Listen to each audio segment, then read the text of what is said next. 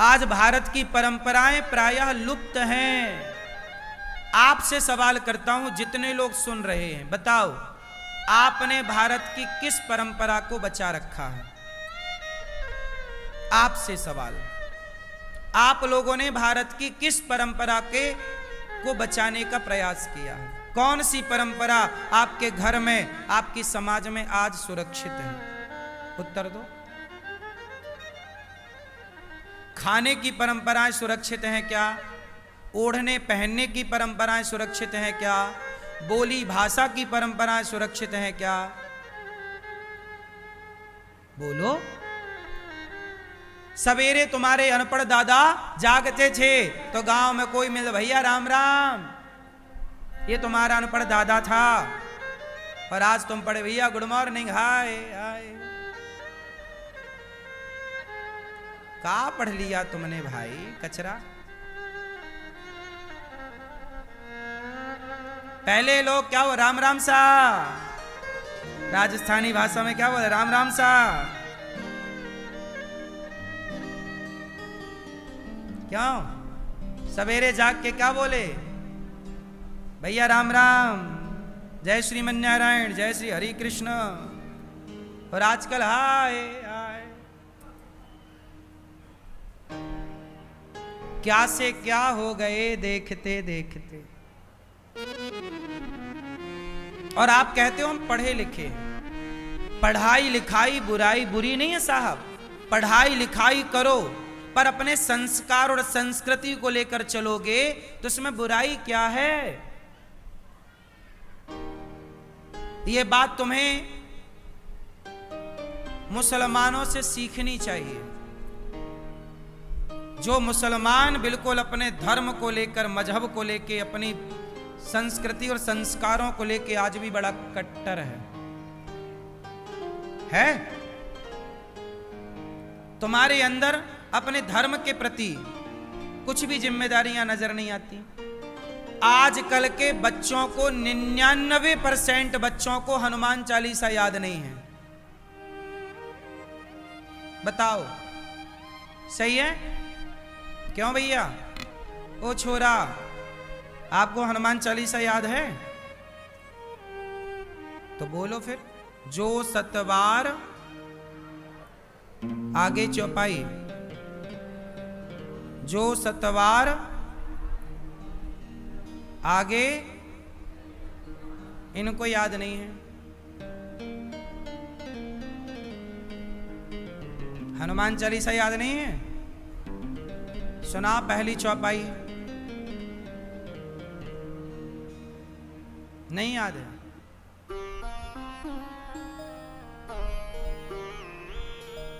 हमारे हिंदू धर्म में तुम्हें याद क्या है? केवल मुन्नी बदनाम हुई। तुम्हें याद क्या है? शीला की जवानी।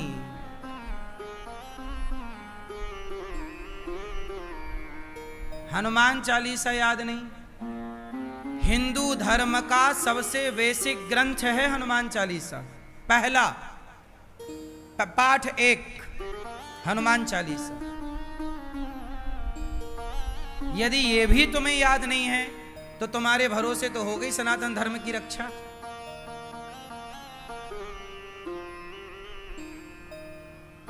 क्यों? सही है? इसलिए समझो इन गहराइयों को।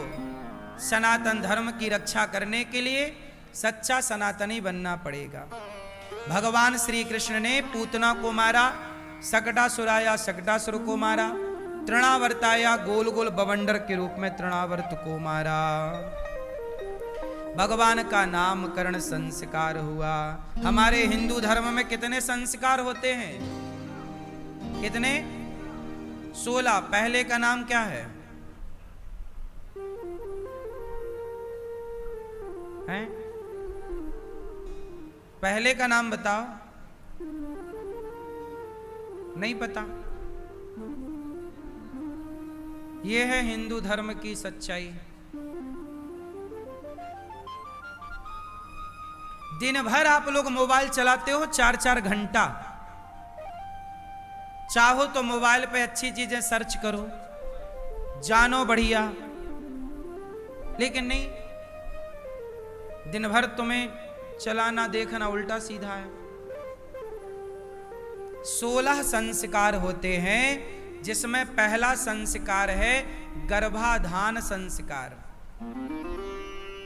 जब पिता के द्वारा माता स्त्री गर्भवती होती है तो वो गर्भाधान संस्कार होता है। जब स्त्री को पता लग जाए कि मैं गर्भवती हूं तो वो भगवान को जाकर प्रणाम करे और ईश्वर से प्रार्थना करे कि जो मेरे बच्चा पेट में है प्रभु वो संस्कारी हो।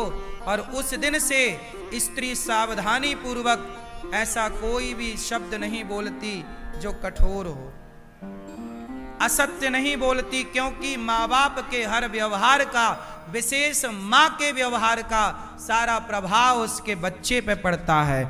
आपको क्या लगता है 9 महीने पेट में बच्चा है और उस 9 महीने में जो आपने काम किया होगा वो काम का, उस 9 महीने के काम का प्रभाव उस बच्चे पे दिखेगा।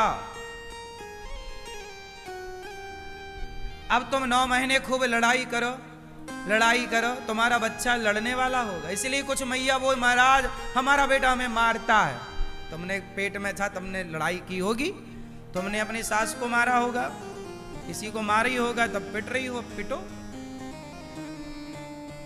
और 9 महीने आपने सावधानी से सत्य पर चलती, उस समय बहुत सावधानी की जरूरत है। घर का माहौल बड़ा धार्मिक हो, क्योंकि घर के माहौल का प्रभाव बच्चों पर पड़ता है। बाहर का माहौल, बाहर का प्रभाव बच्चों पर पड़ता है पर कम पड़ता है। बाहर का माहौल कितना भी गंदा हो, हमें क्या करना, हमारे घर का माहौल सही है तो कोयले की खदान में भी हीरा निकलता है। बोलो हाँ, कोयले की खदान में भी हीरा निकलता है। माहौल कितना भी गलत हो बना रहे, पर आप घर को ठीक रखो। आजकल पति पत्नी लड़ रहे हैं, पति पत्नी को गालियां दे रहा, बच्चा सुन रहा है। तुम अपनी पत्नी को मार रहे हो, बच्चा देख रहा है। तुम अपने बाप को मार रहे हो, बच्चा देख रहा है। क्या सीखेगा? जब तुम अपने बाप का सम्मान नहीं करते अपने बच्चों के सामने, तो तुम्हारा बच्चा तुम्हारा सम्मान क्या करेगा? बच्चे पढ़कर नहीं सीखते, बच्चे देखकर सीखते हैं। बच्चों के सामने घंटी बजाओ, वो भी घंटी बजाएंगे। बच्चों के सामने गीता पढ़ो, वो भी पढ़ेंगे। बच्चे पढ़कर नहीं सीखते, बच्चे।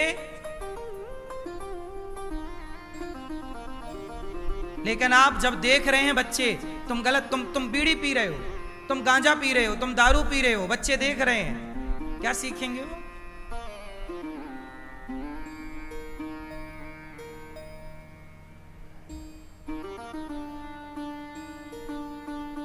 एक लड़की मेरे पास आई, देखो ये बात मुझे बताना नहीं चाहिए, फिर भी मैं बता रहा हूं, बहुत मर्यादा में रह के, आप समझ लेना, मैं ढक के बताऊंगा ये बात, बस आपको समझना है। एक लड़की आई मेरे पास, छोटी सी बच्ची थी, मतलब 15-16 साल की। बोले गुरुजी, एक दिन क्या हुआ कि मैंने अपने माता पिता को देखा अकेले में। तो मैंने जब अपने माता पिता को अकेले में देखा तो मैं देखती रह गई। और मैंने माँ बाप को जैसा देखा वैसे ही मैंने किसी लड़के के साथ वैसे ही किया। वो लड़की थी, जो उसने देखा उसे लगा कि यार ऐसा भी होता है, अपन भी करके देखो, ऐसे में क्या हो रहा है, भाई माँ बाप कर रहे हैं तो बढ़िया ही होगा। तो उसने अपने पर ट्राई किया, अपने रिश्तेदार के लड़के के साथ वैसे ही किया। क्या मतलब हुआ? इसलिए हमारा धर्म कहता है कि बच्चे बड़े हो जाएं तो बाप और मां को भी मर्यादा में रहना चाहिए। अब तुम्हारी बेटी सब समझने लग गई है, अब तुम्हारे बेटा सब समझने लग गया है। तुम पति पत्नी भले हो, पर पति पत्नी घर के भीतर भी मर्यादा में रहो, क्योंकि घर की मर्यादा बिगड़ेगी तो वो देख रहा है बच्चा और उस पर सब प्रभाव पड़ रहा। वो बोले भले कुछ ना, वो तुमसे क्या बोलेगा। लेकिन ये छोटी छोटी बातें हैं, इसलिए हमने कथा में कई बार ये बात कही है कि जब बच्चे बड़े हो जाएं, समझदार हो जाएं, तो माता पिता को भी भोगी बनकर नहीं, परम योगी बनकर के रहना चाहिए। बहुत गई, अब बहुत तो सुख ले लिया संसार का, अब थोड़ा आप मर्यादा में रहो। पति पत्नी को भी तो मर्यादा में रहना चाहिए।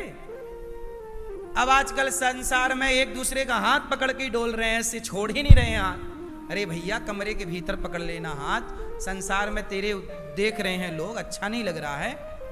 हर चीज सब जगह अच्छी नहीं लगती साहब। अब तुमने मर्यादाएं बेच खाई तो हम क्या करें। आजकल तो लड़का लड़की शादी के पहले फोटो खिंचाते हैं गलत गलत, वो इसके गले में हाथ डाला, वो उससे चिपका है, ऐसे फोटो बाद में लगाते हैं शादी में। संसार देख, शादी के पहले तुम चिपक रहे हो। मतलब तुम्हें अच्छा लगता होगा, पर एक सभ्य समाज में ये शोभा नहीं देता। अरे सारी जिंदगी तो तुम्हें संग ही रहना है, कोई थोड़ी घुस रहा है बीच में।